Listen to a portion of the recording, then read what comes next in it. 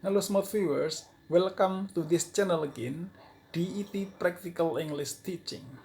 Well, this time I'm going to tell you a short story related to the use of simple past tense and past perfect tense, including some direct speech. Please listen to me carefully. Last week, my 4-year-old daughter Sally was invited to a children's party. I decided to take her by train. Sally was very excited because she had never traveled on a train before.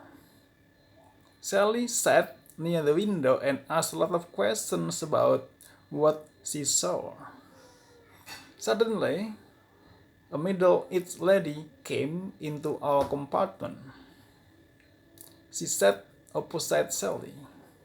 "Hello, little girl," she said. But Sally did not answer. She only looked at her curiously. The lady opened her handbag and took out her powder compact. Then she began to make up her face. "Why are you doing that?" Sally said. Sally asked. "To make myself beautiful," the lady answered. Then she took away her compact. "But you are still ugly," Sally said. Sally was very amused, but I was very embarrassed.